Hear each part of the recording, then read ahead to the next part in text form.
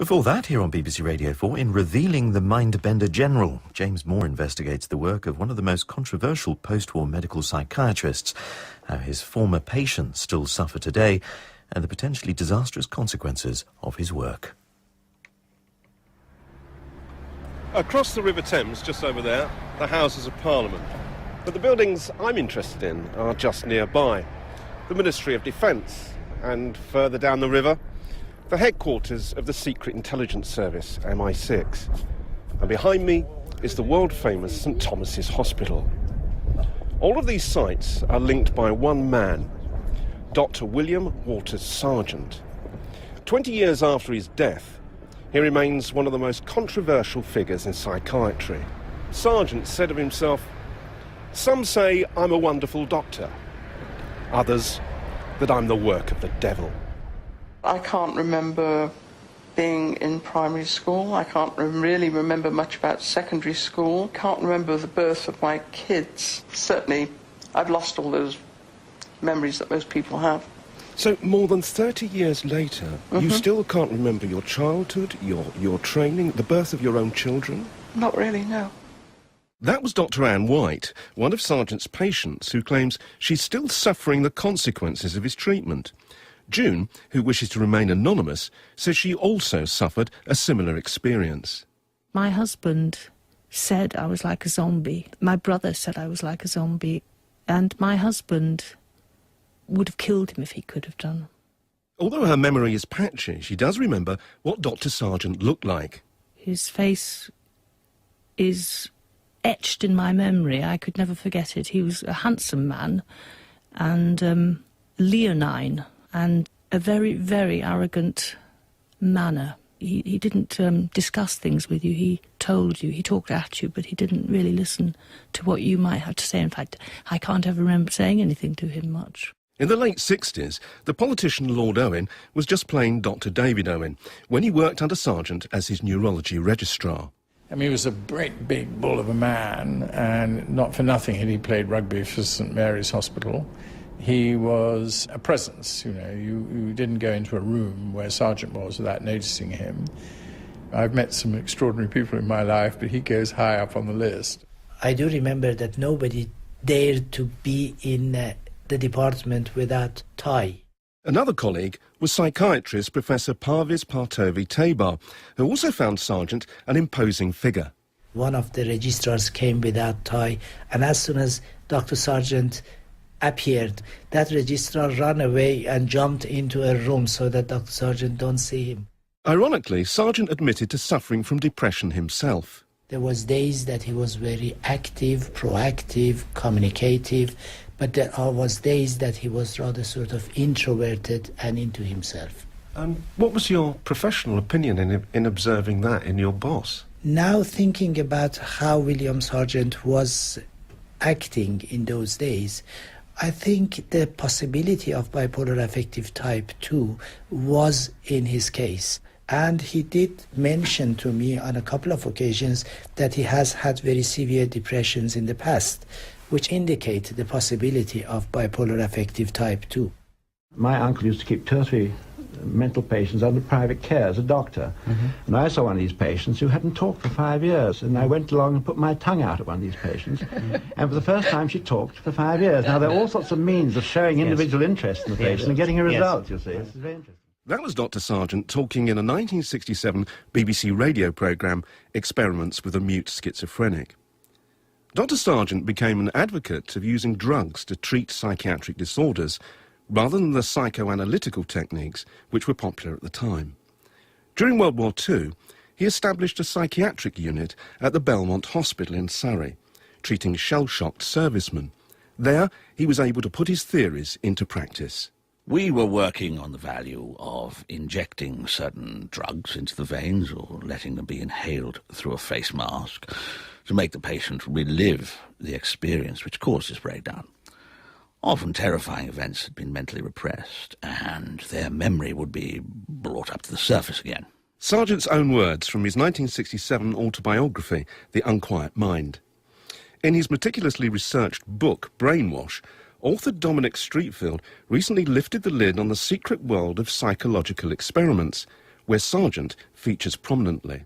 In June 1940, he was faced with evacuees from Dunkirk. He didn't know what to do with them. Nobody knew what to do with them because this kind of shell shock had not been seen since the First World War.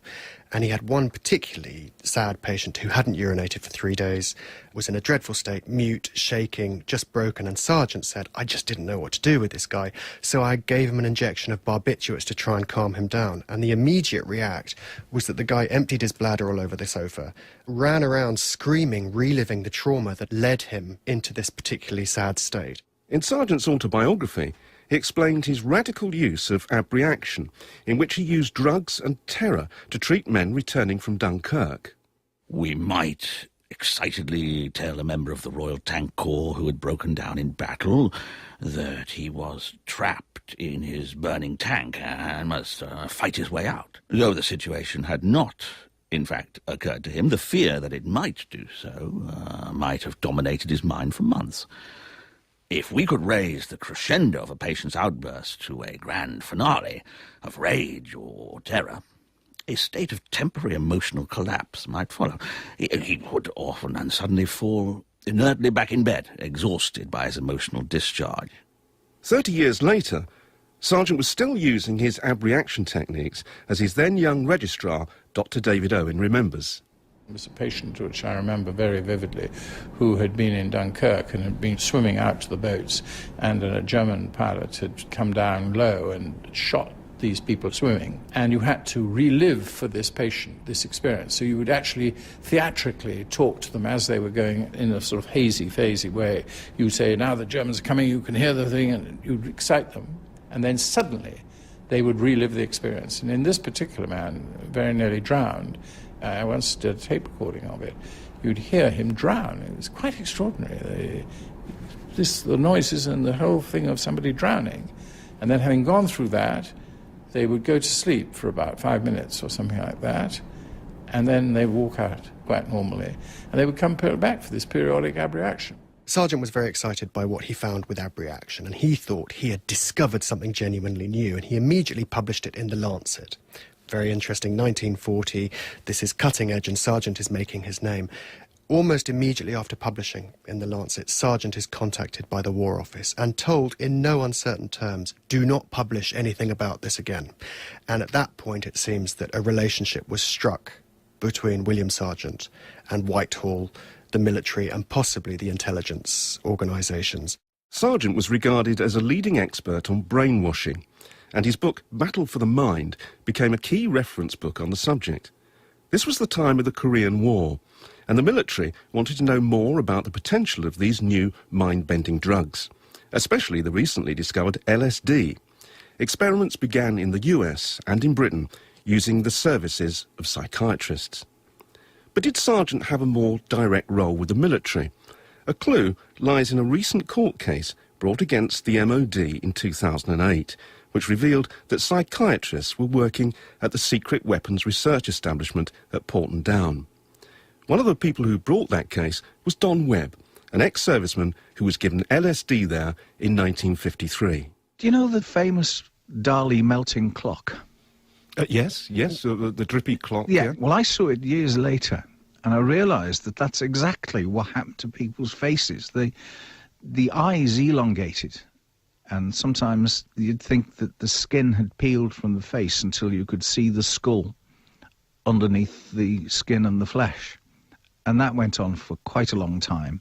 The man who was asking the questions, the bloke who'd conducted the original questionnaire, came back in and asked us, very interested, very authoritative manner, very saying this is quite normal, it's not going to hurt you, it's just some effects we're trying to find out about, and don't worry about it, you're quite safe, there's nothing to worry about. At the same time, he's saying this to me, and he looks like something out of a nightmare. We showed Don a video of Dr. Sargant to see if he could identify him as the psychiatrist who was in charge. It could well have been him. The way he held himself, it could very easily have been the same man. Very easily. And do you feel that the psychiatrists there at Porton were culpable? The person I was engaged with mostly was the man who was, so far as I could see, the psychiatrist. He was in charge of the entire thing. I would blame him if it was the same man. He was in charge of it. He was running the whole thing. With no conclusive evidence that it was indeed Sargant, I contacted Porton Down to establish whether or not he had worked there. We can only say that he definitely wasn't directly employed by us. Their use of the word directly is ambiguous. It could mean he wasn't there at all, or it could mean he was there but was employed by someone else. Someone like MI6, perhaps. I put this to David Owen, who, as Foreign Secretary in the 1970s, was ultimate head of MI6. When he wrote Battle for Mind, he got very much involved in brainwashing techniques and things like that and became probably pretty interested in it. I wouldn't be a bit surprised if he was speaking to people who had been on the fringe of brainwashing. I mean, it's quite likely. So there's every possibility that Sargant was involved with MI6, but is there any evidence that he was experimenting with LSD for the military? The only clue that we can find is buried in his personal papers held in the Wellcome Institute. In particular, the correspondence he had with his close friend, the poet and author Robert Graves. Graves describes in great detail what happened when he took the drug psilocybin, better known as magic mushrooms. Dominic Streetfield takes up the story. Sargant just lapped it up without a doubt, but the only response we have from Sargant related to hallucinogenic drugs is rather cryptic, and he says, yes, that's all very interesting. There's some quite interesting work going on in the UK with relation to LSD at the moment. And either Sargant didn't write any more about that, which I doubt, or those documents have been taken away from his archive. In his autobiography, Sargant talks about being privy to secrets at the highest level, and ponders what he should do with them. Secret information obtained rarely leaks out. Most of us are expected to leave instructions that, when we die, all our notes will be destroyed. Perhaps it should be the duty of those who possess explosive secret information to ensure, at least, that the record does not die with them. Clearly, Sargant was privy to secrets, but there are still gaps in our knowledge concerning his work with the secret services. What is much clearer, and possibly more disturbing, is the work he was undertaking with ordinary members of the public while working for the NHS. On the creation of the National Health Service in 1948, William Sargant was appointed head of psychiatry at St Thomas's Hospital in London. Here, he describes his arrival at his new department. Originally a bed store, it had been cleared out during the Blitz for emergency use as an air raid shelter. Dark, dank basement, nicknamed Scutari after the dismal quarters in the Crimean War of Florence Nightingale, who founded modern nursing here at St Thomas's. Patients on low truckle beds were now getting electric shock treatment there. Though, when they woke, confused from their fits, they might sometimes see live rats running along the water pipes, which made them fear that severe mental depression had at last turned into real hallucinatory madness. St Thomas's had merged with the nearby Royal Waterloo Hospital, and it was there that Sargant custom-built his psychiatric inpatients department, known as Ward 5, or the sleep room. And it was in this ward that he developed his controversial continuous narcosis, or deep sleep treatment. Sargant kept his patients asleep for weeks on end, using a cocktail of drugs and regular bouts of electroconvulsive therapy, or ECT. Okay, gentlemen. Right. The place you want to see, they call before. They are a studio. The Royal Waterloo closed in the 1980s and is now the London campus of an American university. I went there to see for myself what was left of his department, and the caretaker, Raoul, took me up the 5 flights of stairs to the sleep room. So this would have been the old ward? Yes. Right. Looking out of the windows here, there's where was the old roof garden, quite a small garden, railings around it, although the railings are intermittent, and there's just a 12-inch wall between here and a 60-foot drop down to the street below. I spoke to one of the former patients of Ward 5 here, June. I can remember the actual room I was in. It was very dimly lit, and there were just like bodies in the bed that were asleep all the time, and I was one of them. I can remember being woken up for meals. One of the drugs that springs to mind is one that I recognised as a truth drug. With my nursing background, I was familiar with the names of drugs. And I remember thinking at the time, why is he using a truth drug? It could have been sodium pentothal, or it could have been sodium amytal, one of those two. I'm not sure. There was a lot of things Dr. Sargant did that were never clearly explained. Because of a bitter argument June was having with her parents, she says she was admitted to the Waterloo suffering from anxiety attacks, where she was kept asleep for weeks on end and given electroconvulsive therapy. I can remember having ECT and rubbing my temples and feeling the sort of salty bit where they put the electrodes on either side of my head. And I can remember waking up after ECT, after a dose of ECT, and feeling absolutely terrified, complete, utter terror, because I didn't even know who I was or what my name was. And I recall one of the nurses saying, "No, don't worry about that, because it will come back, your memory will come back, and quite quickly." But I still didn't really understand why I was there and what I had done to be put there and when I would get out. And I remember being very scared that I couldn't see an end to my time. I couldn't see the end of my stay there. And that was really very frightening. June believes she was in the sleep room for 3 months, although she only has the word of her friends and family to corroborate this. But her experiences are far from unique. Dr. Anne White was another Ward 5 patient. She is now a professor of medicine working abroad. I spoke to her down the line about her experiences in the sleep room. I was put into a room with, I think, 3 other people. It was dark. I was given massive amounts of drugs to try and keep me asleep, something like chlorpromazine. We were woken up, and I really, you have to believe, I don't remember so clearly exactly what happened, but they woke us up, and I can remember being made to drink a jug of water. I don't remember eating at all, but I do remember after some time, every time I stood up, I just about passed out because my blood pressure was down in my boots, which is actually a function of chlorpromazine as well. And I have no idea exactly how long I was in there, but it took me nearly 3 months to get over the treatment. My father was absolutely shattered when he saw me. He said I just looked like a walking zombie.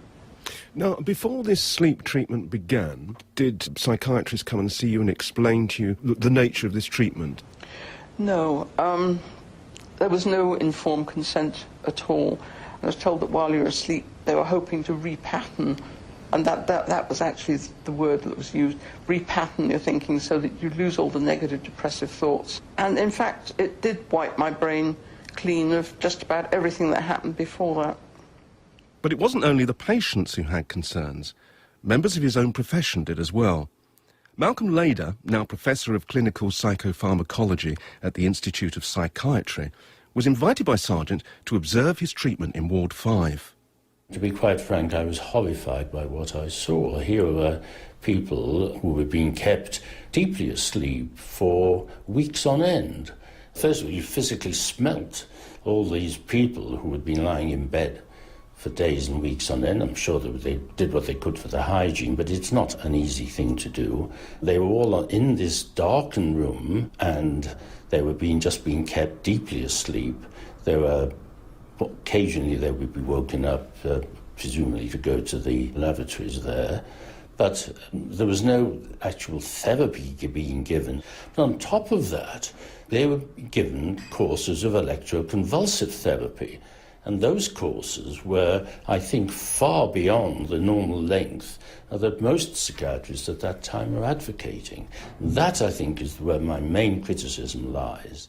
After hearing Professor Lader's concerns, I asked Sargant's former registrar, Dr. Partovi Tabar, if the treatment he was overseeing for Sargant was safe. Everybody have not been able to cope with it, and there have been some who have had skin problems or dehydration. We had to stop. But those who have been continuing with it for 4 weeks, when they have been waking up, they have been totally different, and the obsessive compulsive disorder was totally gone. He said himself in an interview that some people thought he was a wonderful doctor, other people thought he was the son of the devil. Where does his reputation stand today? Well, unfortunately today nobody knows anything about William Sargant. I went to the hospital library to find Dr. Sargant's book, and there wasn't any book of Dr. Sargant there in the library. He had his critics, as you well know. I mean, they were in the medical profession that would say that he was taking risks which were quite unjustified and that sort of thing. He'd say, yes, I am. He would weigh in and say, we don't think anything about treating somebody for a heart condition with tablets which may damage them. We do that as a normal thing. You must allow psychiatrists to do the same. Lord Owen and Dr. Partovi Tabar still defend Sargant and his work to this day. In fact, the Royal College of Surgeons also support his work. They told us that, although his reputation has declined, his work was of great importance in the biological treatment of depression, and the development of antidepressants comes directly from his work. But Sargant also has his critics, and Professor Lader says that taking risks is one thing, but it should have been backed up with proper scientific rigour. There was no hint, as far as I was aware, that in the St Thomas's setup that there was any attempt to properly assess the treatments. It was a series of one-off individual case reports, and that is not scientific evidence. And the problem is that his reputation was such that people were blindly following these dangerous practices. In fact, Sargant's deep sleep treatment was being replicated in hospitals on the other side of the globe.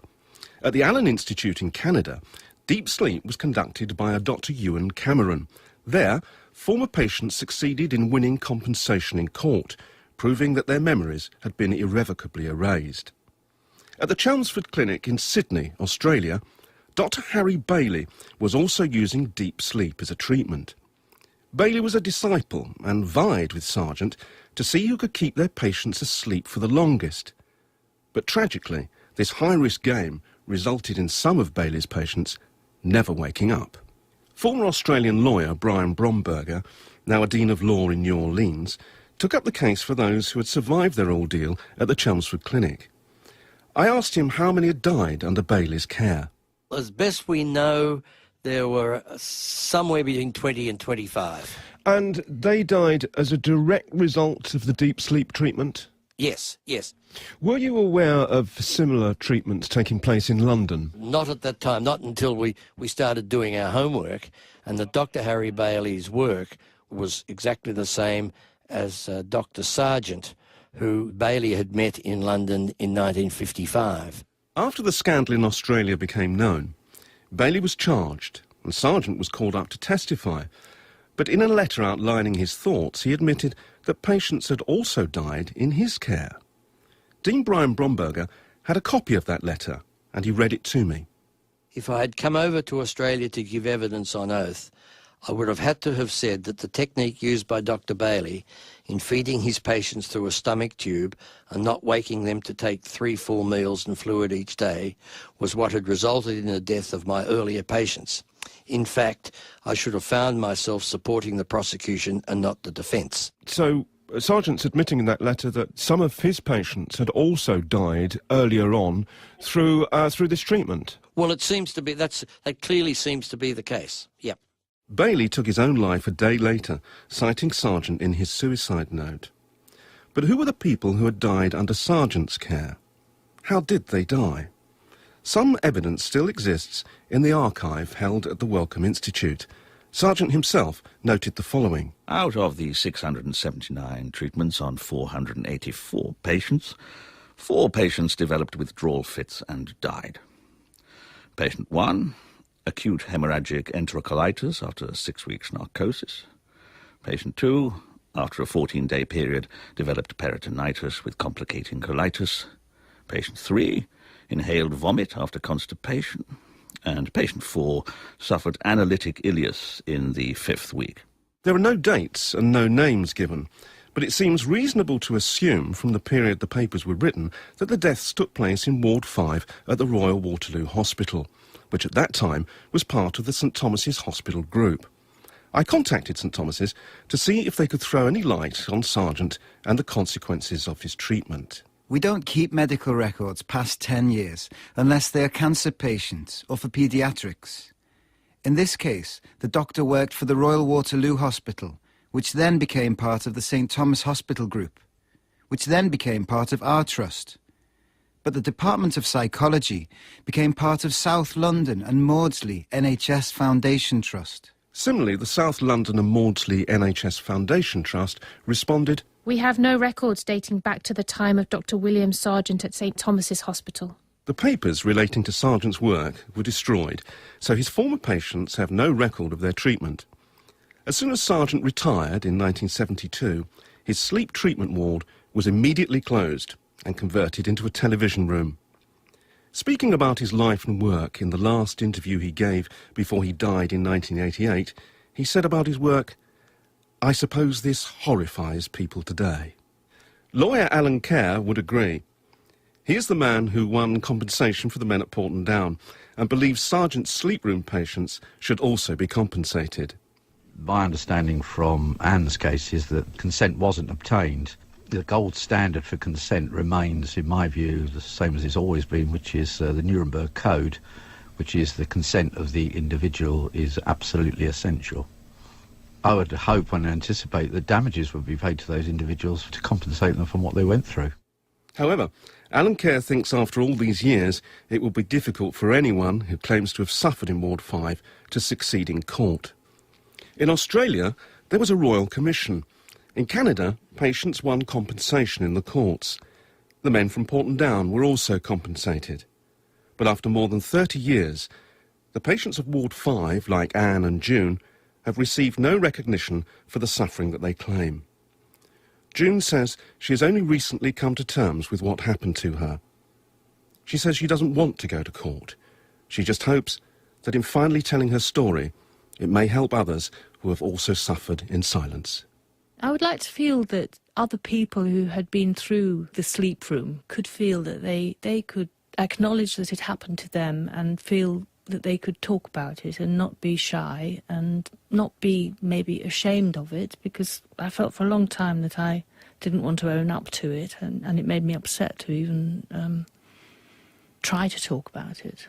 I really couldn't talk about it because I would end up in tears. But I do feel now that I've laid the ghost. So I would just like other people to feel that they can put it away for good. That's all. I don't really want any other kind of outcome. Revealing the Mindbender General was presented by James Moore. The reader was Philip Fox, and the programme was produced by Neil George.